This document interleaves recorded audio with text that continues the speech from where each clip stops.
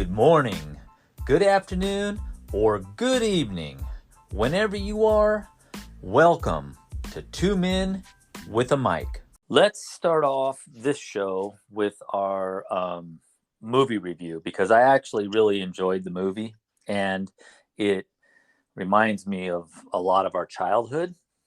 But before we do that, we need to give a shout out to Breakout Clips. Those are the guys that helped us put our T-Rex campaign together. That came out really good. I like that a lot, actually. Yeah, it's amazing, and it was like really easy to do. I just got onto their website and signed up, really inexpensive, and I did it. I mean, I did that. It was like, are you kidding me? I didn't realize I could do anything like that. So cool. Very cool. So you can get breakout clips and then have a Tyrannosaurus Rex break out. So the movie that we reviewed, what's the name of it? I forgot. Red Alert or something? Or no, Red Notice? Red Notice. Okay. Yes, Red Notice on Netflix. Okay. Yeah. Yeah, that's what it was. Red Notice. Okay.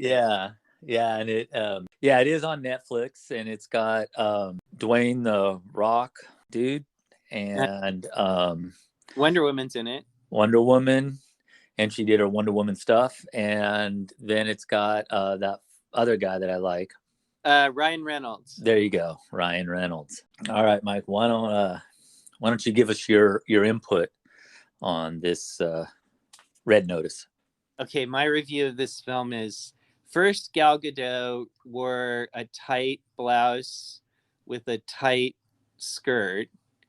And then later on in the movie, she wore a tight red dress.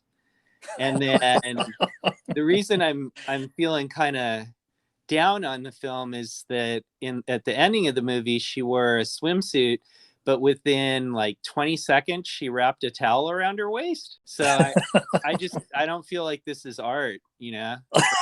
I don't feel like the filmmakers were being that ambitious. Yeah, they they took the easy way out on this one, right? They just let the pretty model walk across the screen. Why would she wrap a towel around her waist when she's wearing a swimsuit? It's just, there's no logic in that. They ruined the whole movie. For me, absolutely. I was like, okay, you don't know how many flushes you're gonna get now.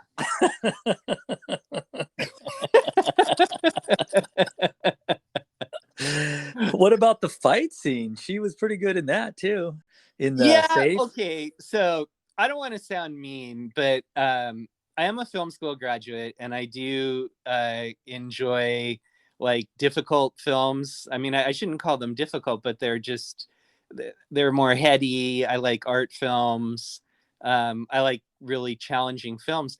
But obviously, I have a whole background too that maybe I've kind of forgotten, like from childhood, where I could enjoy like a Hollywood movie. And so when you first suggested this to watch, I started watching it, and not to be mean, but I just thought, this is incredibly stupid. Like, this is just so ridiculous. And then I realized as it went on, like, oh, well, no, but it's a Hollywood movie. They're not even attempting to do something that has any semblance of reality in it at all. It's absolutely. Yeah, it's like a goofy comic book Hollywood movie where it's a Ryan Reynolds movie. I mean, because all of his movies are like that. Is he Deadpool? I don't know if he's Deadpool, but he's the hitman bodyguard, and the hitman's bodyguard, our wife's bodyguard for sure. But I don't know. I haven't seen those. I did like the Deadpool movie. Yeah, it's Ryan Reynolds. That was him. So he's got a shtick, and but he is funny. And like he had some great moments in the film. Spoiler alert, spoiler alert, spoiler alert. But I laughed a few times. Like, for instance, in film school that you learn that there's a term invented by Alfred Hitchcock called the MacGuffin. And because Hitchcock said that all of his movies were just sort of excuses to try to create suspense, and he was never really that concerned with plots. He just needed to put characters in situations where he could create suspenseful sequences. So when they would ask him about the plots, I believe it was Hitchcock, he would refer to like the plot as like the MacGuffin. And so like the MacGuffin is like, oh, there's a crystal, you got to find the crystal. So really the crystal is a MacGuffin, and you're watching it because you're going to watch all the action sequences while they're trying to find the crystal, but you don't really care that much about the crystal. And Ryan Reynolds had there was a little joke in that showing that the filmmakers had some intelligence to them, where I think they asked something like, what is the egg? And he says something like, oh, it's the MacGuffin. So as a film school geek and film school graduate, I laughed at that because I knew at least the filmmakers had attended one class in film school. I also laughed when he started whistling the theme to Raiders of the Lost Ark. Yeah. Because there were some obvious similarities there. Yeah, there was a lot of similarities to Raiders, and I think that was why I liked it too. The interesting thing that was really only achieved maybe in the first two Indiana Jones films, a lot of people say it was only the first one, Raiders of the Lost Ark, or I guess it's now called Indiana Jones and the Raiders of the Lost Ark. The interesting thing about that film is that one felt real, even though it's silly. And it was like an amazing balance that Spielberg achieved in that. I don't know how he pulled that off, because it's filled with incredible silliness, and yet it feels real in that film.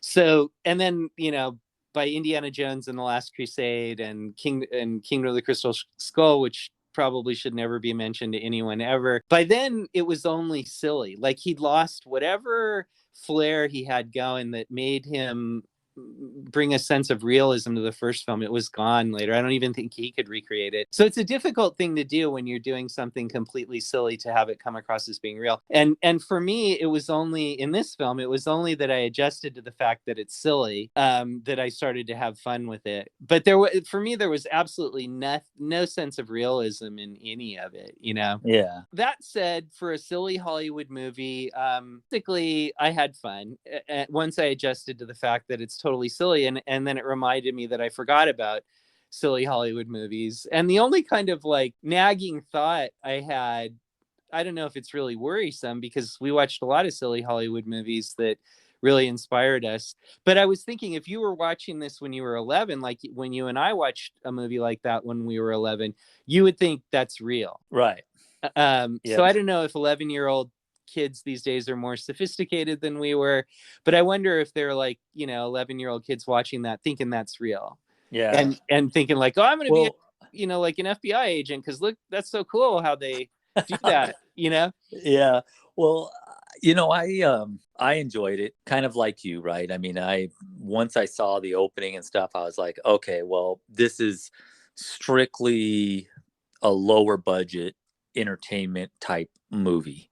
You know, I'm not going to walk away from this with any, you know, dramatic anything. I enjoyed the chases, and I enjoyed, you know, slapstick stuff. Like, you know, it was very funny when he's chasing him at the end, when he escapes out of the museum, and, you know, he jumps on the guy's scooter, and then, you know, here comes Dwayne the Rock, right? Or you see this beautiful James Bond sports car just totally gonna blow that scooter away, and, you know, he takes it from the guy and he gets in and he totals it in 3 seconds. Yeah, it's like, you know, it's like perfect for that, right? I mean, it's that kind of movie. That was actually done in a film, For Your Eyes Only. But I enjoyed that. You know, I actually, though, honestly, I mean, when I saw it, I didn't realize he was necessarily a bad guy. So I enjoyed the fact that I didn't figure that out till the end. So did you figure that out before before it was revealed? Okay. No, I didn't, because he doesn't normally play that role. Right. So you just automatically stereotype him. And I have to give the casting people some props on that, right? They did something that you don't expect with that particular actor. Yeah. And so I liked that. I liked that they went ahead and took that gamble and did all that. And then it was funny that going back to that chase through the museum and that sort of thing, I just enjoyed all the little tricks and stuff on the scaffolding. That was that's called I think what they were doing was called parkour or something like that. It's where those guys do all those acrobatic, through and over stuff. Yeah. So that was the moment when I realized, okay, this is totally silly. Yeah. And, at first it kind of bothered me. There's a James Bond movie called Quantum of Solace, which I really didn't like when I saw. And then after I saw this last James Bond movie, I went and watched it again. Right. And I was like, oh my God, this is like a masterpiece compared to No Time to Die. But one of the things that put me off in that film was they had a fight on a scaffolding. And I was like, this is like Buster Keaton, man. I mean, this is like not a James Bond fight. This is like the Three Stooges on a scaffolding. It has the cool ending shot at the ending of the sequence, but everything else about it was like, the comedian Buster Keaton. He's like a Chaplin-esque comedian, but he's always like dangling off buildings and scaffoldings and things like that. And so that scene was incredibly silly. I mean, he basically disassembles the scaffolding under everybody's feet, and so at first I was like, oh my God, this is dumb, and then I was like, no, it's supposed to be silly. It's this is a Hollywood silly movie. Yeah. Well, and it was it was never made for the big screen. It was never budgeted. That was one of the disappointing things when they're going through that copper mine. The special effects were pretty low budget. Was it so it's straight to streaming or something? It was never made. It was never a movie. Oh, it was a straight to video. Wow, it didn't even come out in a theater. No, it was Netflix. Are there theaters anymore? Yeah, but Netflix made it. It was a Netflix movie, so it doesn't go to theaters. It goes straight on Netflix. Okay. Or if it was a real movie, then I never saw it come out. So the funny part that I had, the funny moment I had when I was watching that was when they are fighting up on top of the museum, and the Ryan Reynolds character gets away and jumps and lands on an awning and bounces and gets away.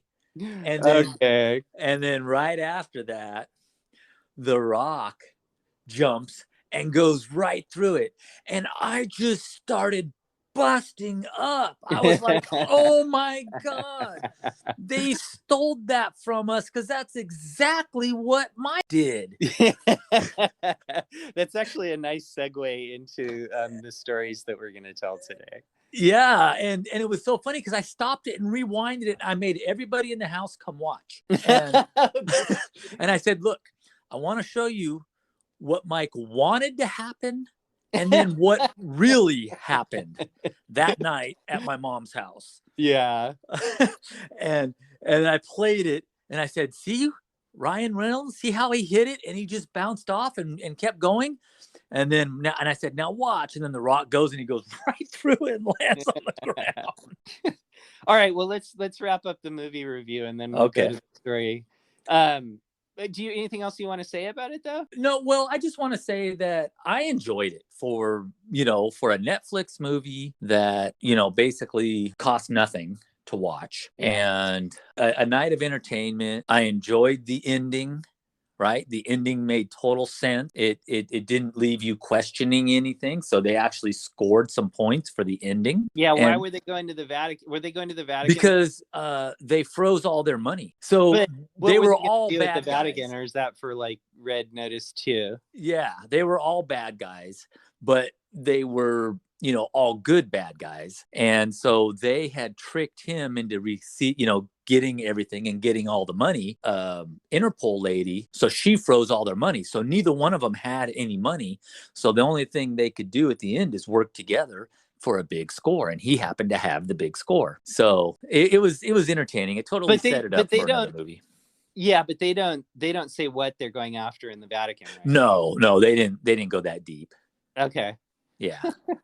But it was, I just, but to me, that was a good ending. It didn't have to be happy or sad. I don't care if the endings are happy or sad. I just need them to be, give you, say, okay, that all makes sense. Right. Everything we just watched and how it all unfolded made perfect sense. Right. That's all I'm looking for in an ending. Everything tied up with a little nice ribbon. Yeah, and we still don't know what they went to do, and that's fine. That's another movie, maybe. No, yeah, I was just wondering if I missed something, if they said something about why they just left it as they left it. He didn't share anything. I mean, they didn't share it with us. They just showed him going off to do the next score. Okay. Which is, but nobody really won. Right? Both bad guys lost. The Interpol got the money and Interpol got the treasures. So in this show, both bad guys lost, but nobody got, none of them got killed, and they were still living another day to go have another adventure. Kind of like us. Really. Right. It really, honestly, it really did remind me a lot of us. I mean, yeah, it's just like we always lived. We may not have got away with everything, which actually, now that we've been doing these podcasts, I don't think we really got away with too much, but we lived for another day, and, we were able to continue on our fun adventures. Yeah. So 2 flushes. Wow. You were really nice to it. Yeah. It didn't set, I feel it met or exceeded its expectations for what it was. Right. So if you spent $200 on a car and you drove it for 10 years, even if it was a beat up car, but you only put $200 into it, you would think, wow, that was the best $200 I ever spent. Yeah. Right. And that's kind of how I feel about this movie. Right. I think that it was low budget. It was a free movie, wasn't earth shaking, wasn't promoted as anything earth shaking. And it just kind of reminded me of our childhood. While it was silly in concept, at least they could tell us complete story. Yeah, it definitely had a beginning, a middle, and an end. Yeah. And it had a nice twist that I wasn't prepared for. So I think that when I guess I like well, don't take this personally. And if they had a sequel to it and you were like, okay, that's what we're going to watch to review, I would watch a sequel. But I'm going to be a little harder on it. And I'm going to give it 4 flushes out of 5. Let's recap it here. So I gave it 2 flushes because it reminds us of our childhood. It did remind me of our childhood. And it had your famous awning scene in it. And you're giving it 4 flushes because she covered her swimsuit. Yeah, she comes out of the water. There's like this leering shot of her, and then the minute she's on the boat, she wraps a towel around herself, and it's like, what? You don't have Gal Gadot in a movie to wrap a towel around herself. Okay, so we clarified it. 2 for me, 4 for you. If you want to watch a free movie that's entertaining, Red Notice is the movie for you. But if you don't want the beauty queen to wrap a towel around her, it's probably not your movie. Yeah, it's not.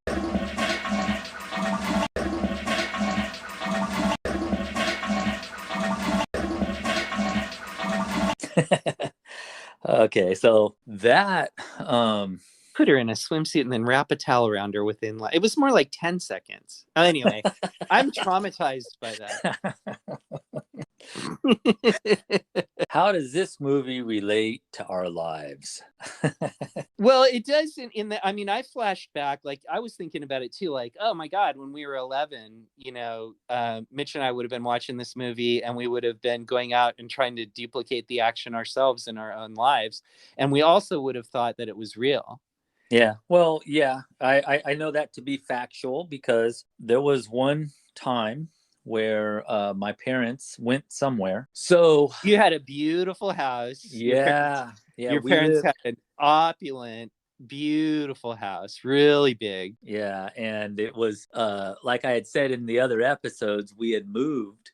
So this school district that this house was in the what's the proper word for those people without whatever? Upper crust, wealthy. Yeah, but yeah, so the school was full of jerks.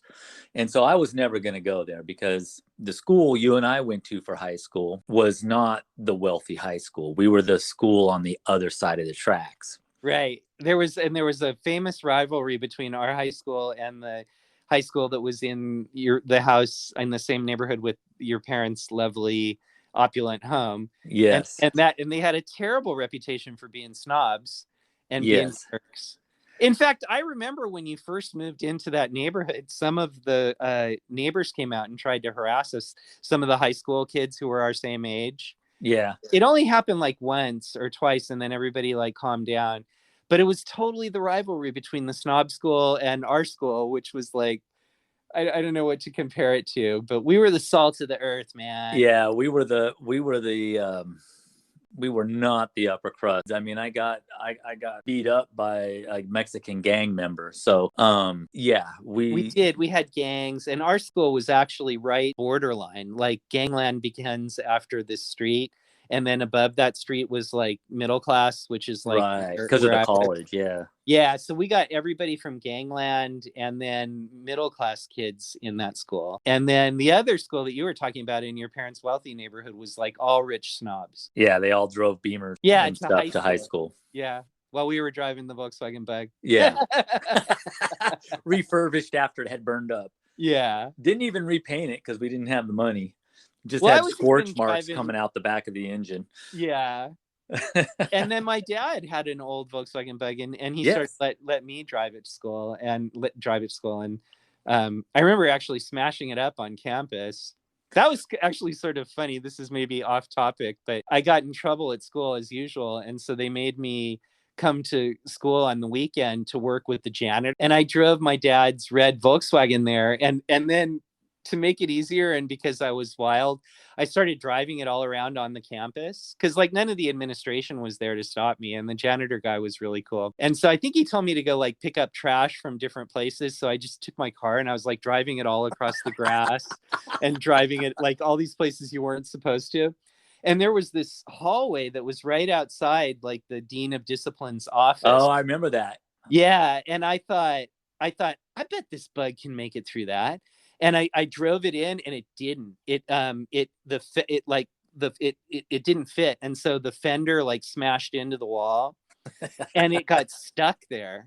And like I couldn't get it to back up, I couldn't get it to go forward, and I crawled out a window, and the whole football team was there like practicing over the weekend, and they saw it happen. And they were all cracking up because it was like, I mean, that's been in a movie where a car tries to go down an alley that's too narrow and then just like gets stuck. And that's exactly what I did with it, right outside the dean of discipline's office, who again was not there. But the whole football team was there, and they were busting up laughing. And then I just looked at them and I was like, "Can you guys help me out here?" And so the whole football team came over and they lifted the bug up and pulled it out. And then I went with the janitor. I had messed up my dad's bug. Like the fenders were all bent in on it where it didn't fit. And he was like, "All right, at the end of the day, I'm going to try to pound those dents out for you with the rubber mallet that I have. But first we got to finish our work here." And so I think he did try to, but he couldn't. And then, yeah, when I came home, my dad was pretty pissed. But thank you to our high school football team for pulling the car out of there. Yeah. See, that's a school that sticks together. Whereas Definitely. that other school, they weren't too fond to us, and they wouldn't have touched a Volkswagen. No. If it had been a Beamer, they might have done it, but they wouldn't have been like, "Nah, No. Volkswagen's beneath me to pull free from that hall." So there was a kid right across the street from us, and then there was two, like, I don't know if they were twins or what, but there were two right next door to us, and we were so happy. You don't see them wrapping towels around themselves when they put No. So my parents left, and so we just felt it was a perfect opportunity to have a party. We were always partying. Whenever parents left town, that would be the house party. Yeah, it was every weekend. So it wasn't really anything out of the usual. And it was just, we had a small group of friends, right? There was, there was the four guys, and then there was like maybe three girls. Yeah. Right. So it was like seven of us. Right. And we all pretty much all just hung out and partied together. Right. And kind of, we just did our own thing. Like you had said in the other shows, we were just in our own world, and we weren't worried about the popular groups or anything like that. But I guess we sort of had our own clique without realizing it, because there was a group of friends there though. yeah, but I mean, we didn't, we just did our own thing. We weren't trying to. You and I especially, and then everyone else sort of came along for the ride. It was very interesting. So we would pimp beer, yes, smoke pot, listen to music, and then end up getting completely wild. Yes, in your parents' house while they were off traveling, which they traveled a lot. Your house, I have to say, we partied way more in your house than anybody else's house, but that's because your parents were always traveling and stuff. So I don't know what happened on it, because normally, like you said, right, it would just be, like the seven of us, and then like there might be one straggler friend here or there. Yeah. That would be all like, hey, what are you guys doing? Can I come party with you? And we're like, yeah, sure. No problem. We're going to be over at so-and-so's house. But this particular time, it got totally out of control. And actually, I'm not sure why, now that you bring it up, why some people ended up. Well, we didn't have technology. Yeah, we didn't have cell phones or iPhones or nothing. We had telegraph. So I don't know how it happened exactly, but we kind of felt like the people that wrote Risky Business just came to our party and stole the idea. Once again, they just rip us off left and right, Yeah. Intellectual property, dude. If you don't grab that idea and use it immediately, someone else will.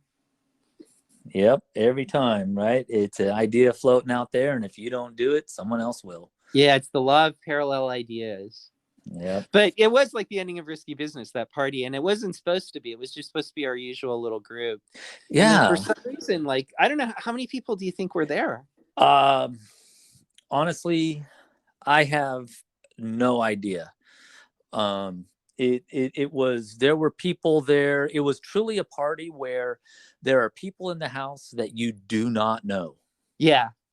Well, okay, so we had our friend, the punk rocker, who would be nice to us, but then he actually hung out with like some really, truly scary punk rockers, like real criminals. But he evolved into a punk rocker like after 10th grade. So he hung out with us in like 9th and part of 10th grade, and then he just went to the dark side. He went to the dark side, yeah. But when he was with us, he was always cool to us because he had known us before. But the rest of the time, he was truly on the dark side. Like, that guy would beat your ass and beat anybody's ass, and they went out to beat people's asses. And all of his friends were like super intense. And these were punk rockers, like not fashionable punk rockers, but the kind that would, like, remember his spikes would stick like 3 feet in the air. Yeah. And he would have like 3 or 4 of them. Yeah. And we would be all like, man, how do you do that? And he's all like, egg whites and Jello. But also, that was not a fashion statement. I remember no, it was speaking with.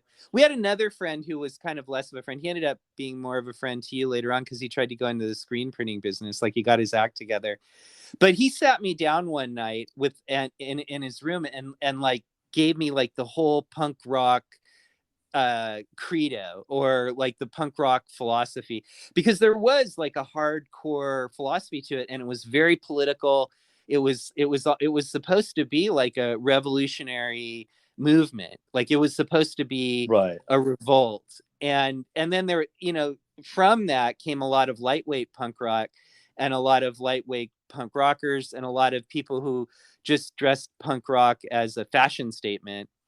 And but these guys were the real deal. Like, they were going to jail, and they'd already been in jail, and they were not dressing that way to be silly. It was because they were in revolt.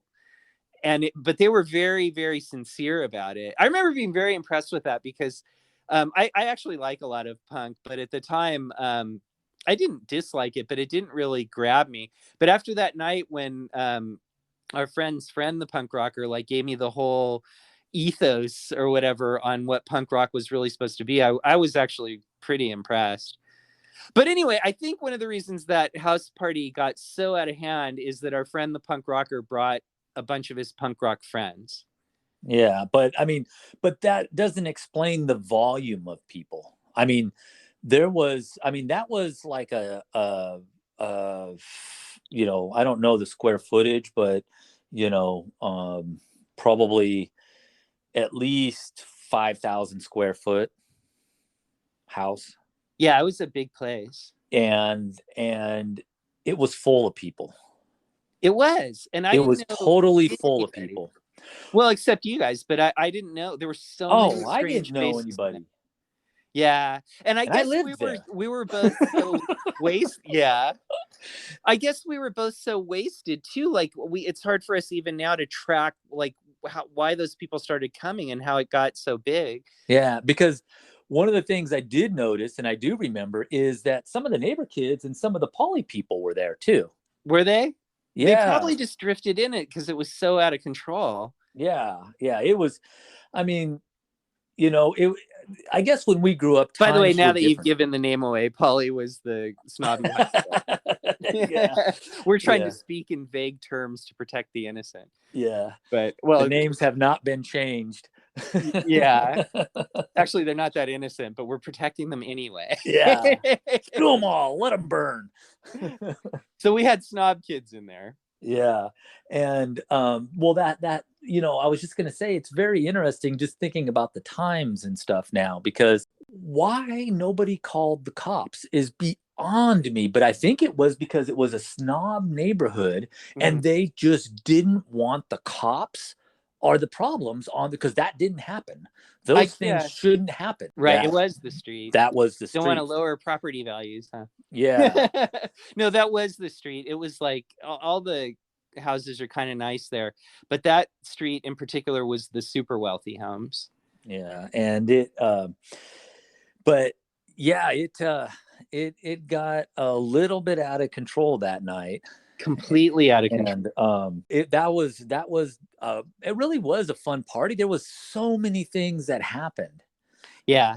And I mean, one of them before the big one was that at a party there's always drama, and there was drama at this one, but we had a big alley behind the house that went between the next street up, and it was big enough that like we would park the motorhome back there behind the house. So right. That motorhome was well known as well, and got occupied a lot during these parties. And I don't know what happened, but anyway, one of the girls went running down the alley screaming. And so then the guy went running after her, and then I went to see what was going on. And then they came running back towards me, with fear on their face. And it was like, well, what's going on? And they're like, your neighbor's got a shotgun and he's pointing it at us.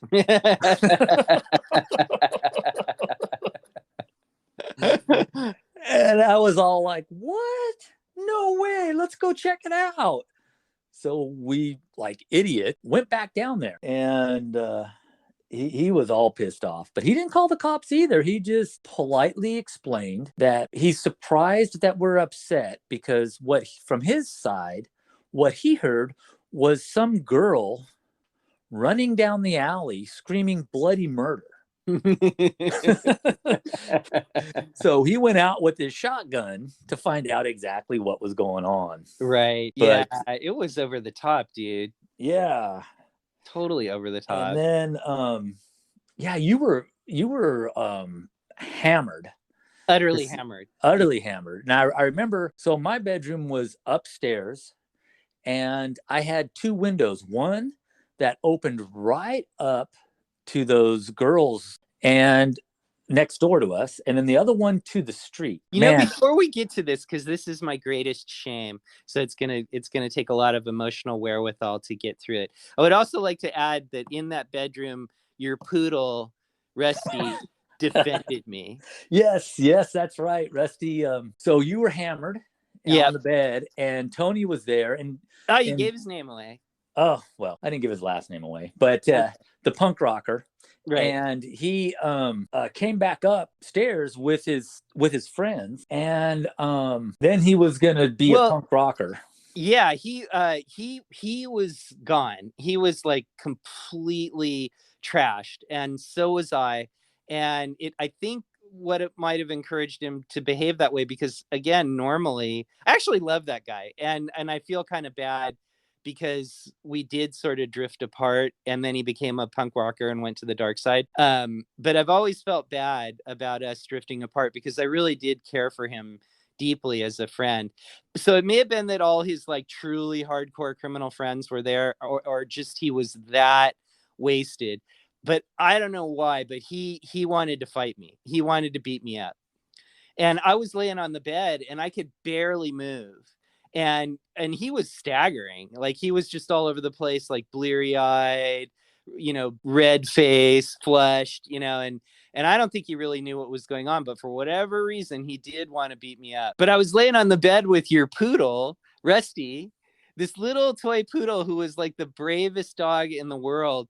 And our Yeah, friend, he actually fought off an actual intruder he at did. that house. Yeah, Oh, like a real one? like Besides, a real one. Yeah, tried to break in the back, and Rusty fought. I mean, the guy ended up drop kicking him, but the guy took off. oh, I didn't know that. You actually Yeah, had an actual burglar try to yeah, break in? yeah.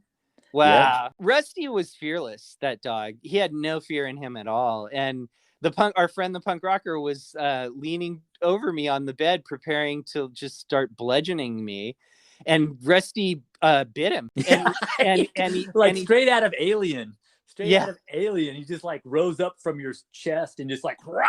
Yeah, this little toy poodle, and there's this giant punk rocker looming over me, and Rusty just leaped at him and bit him and drew blood. Yes, he did. And our punk rock friend like backed off, bleeding profusely, and tried like one more time, and Rusty just bit him again and drew even more blood. And then he just gave up and went away. He was driven off by the toy poodle. Blessings to Rusty, God rest his soul. Beaten by the And poodle. blessings to our friend, the punk rocker. Again, I do have a love for him. Yes. But yeah, I don't know. And I don't know what provoked that. And I was certainly in no condition to be in a fight. I think I was laying on the bed because at that point I was immobilized. No, you weren't immobilized, but that window that faced the street was our favorite window because remember, one of the things we loved to do because we didn't like the neighborhood, we had discovered, I had that same ghetto blaster that we were talking about before. And we were the proletariat, man. Yeah, against the rich. Yes. So we love, what is it? AC/DC, rock and roll ain't noise pollution. And so I think that should be our song of the episode.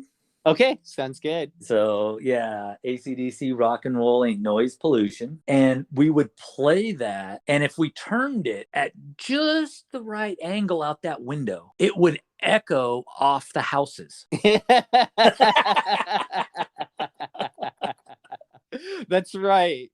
We also used to climb out on, that other window on the side of the house. There was it wasn't a balcony, but there was like a giant window sill. Yeah, then we used to sit out there and smoke and stuff. Yeah. But okay, so we had another friend there, and I think this is why I did this. Yeah, it's a second story bedroom, and I thought one of our friends had already done this. Well, I thought he like the movie Red Notice. I thought that he jumped out of the second story window, bounced off the awning over the first floor window, and then landed in the front yard just fine.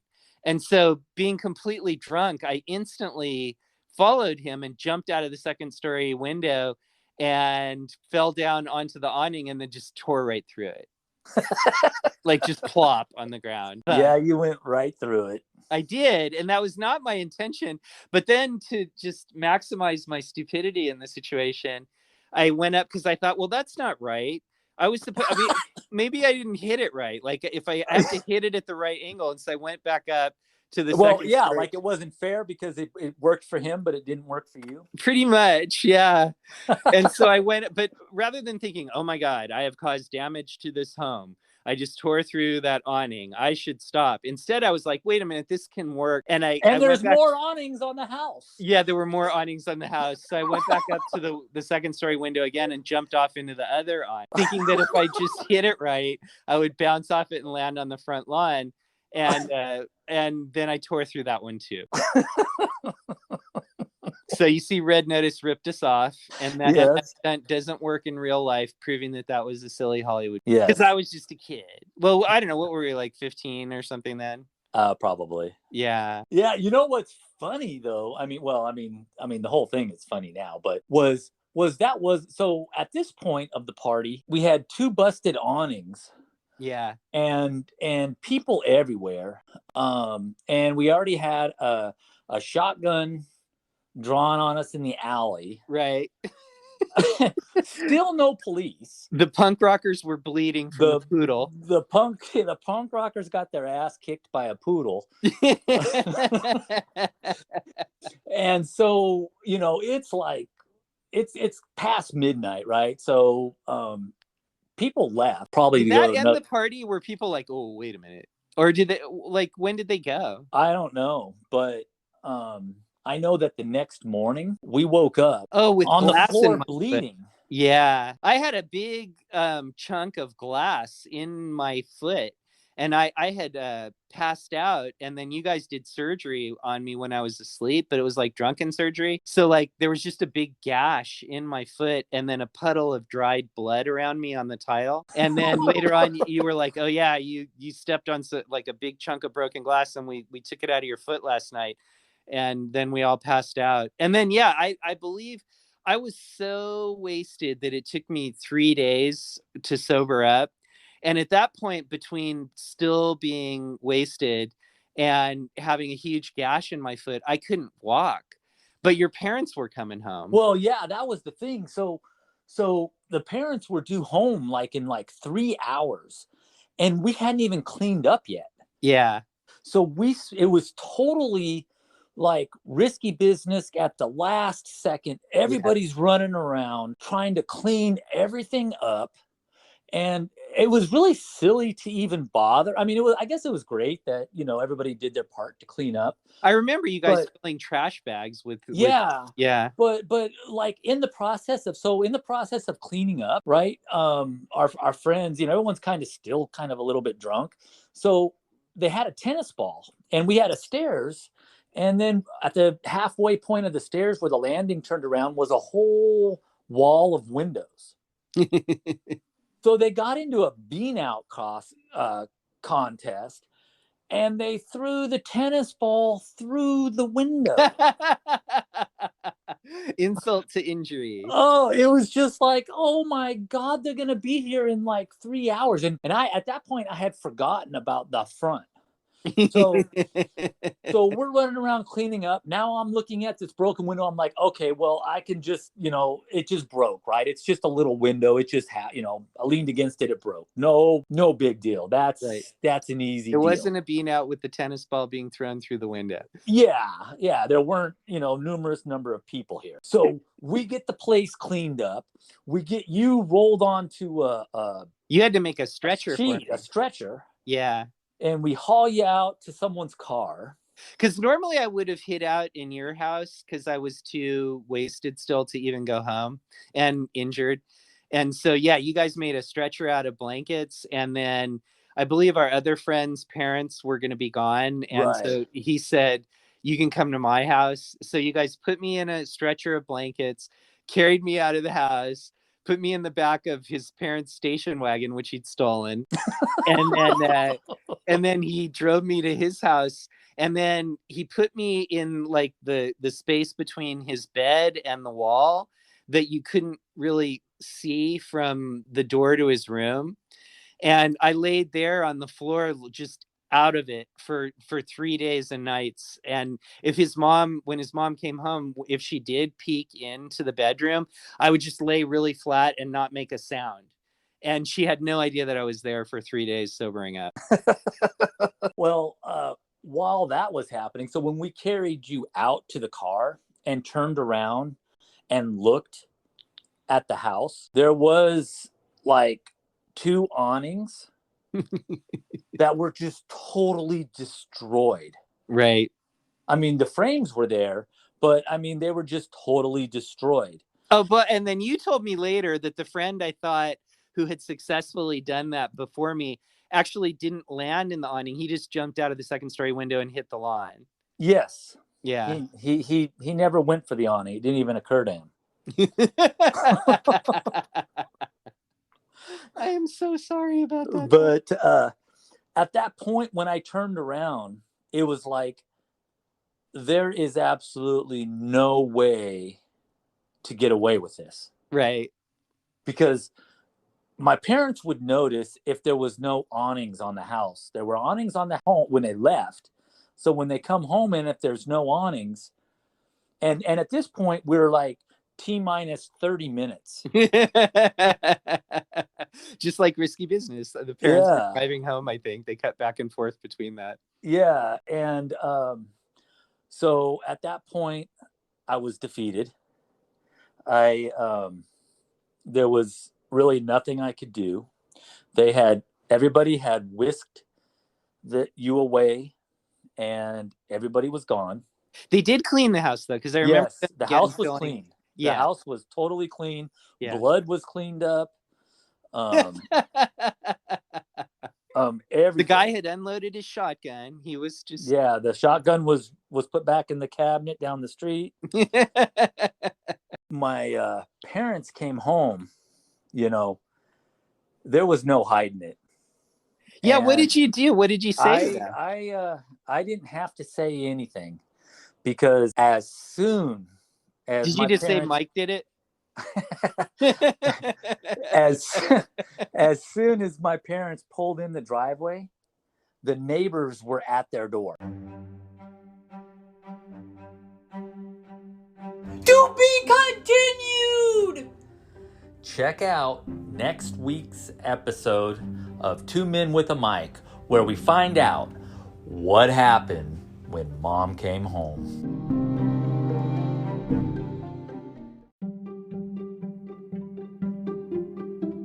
Two Men with a Mic was recorded live in front of Clothes on a Hanger at Clothes on a Hanger Studios, California.